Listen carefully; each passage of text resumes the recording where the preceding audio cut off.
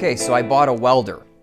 What's in this box is an Eastwood 175 amp MIG welder that also comes with the spool gun so you can do aluminum MIG.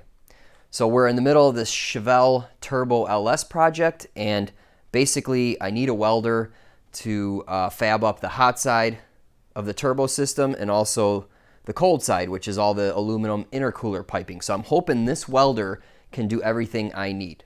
So in this video, we'll just unbox this guy, and I do want to thank Eastwood because they gave me a great deal on this welder. So those guys are awesome over there.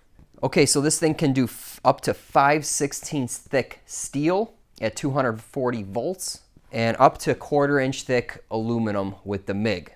Okay, now I'm kind of jumping a couple months ahead before actually needing this welder, but guess what? I need to get gas, I need to get a welding cart, a helmet, and I have to hook up an outlet in the garage here. I have a sub panel, but I just need to run an outlet for this guy for 220. And also, I haven't welded in like 10 years, so I'm gonna need a little bit of practice before we dive into the project. And we'll get into all those videos as time goes on. We have some instructions, so I better read those, right? All right, so here's the gun, regulator,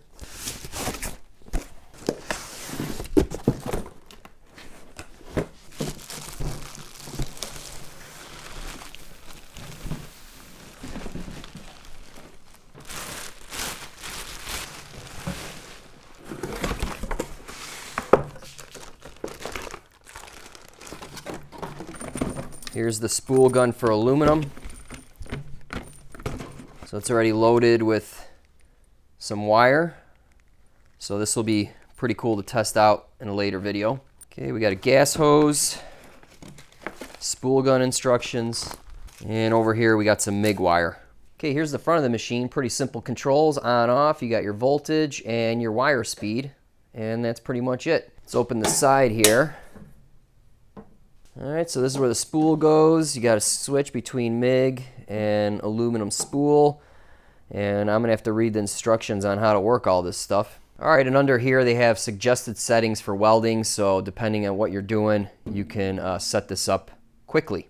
All right, guys, well, that was a really quick video just unboxing this. Stay tuned for upcoming videos. Obviously, I gotta go buy some more stuff, gotta read through some instructions, and so forth. Now, as far as welding is concerned, I probably haven't welded in 10 years, and even back then, I was a novice, okay? But actually, on the Chevelle there, I welded or boxed the control arms.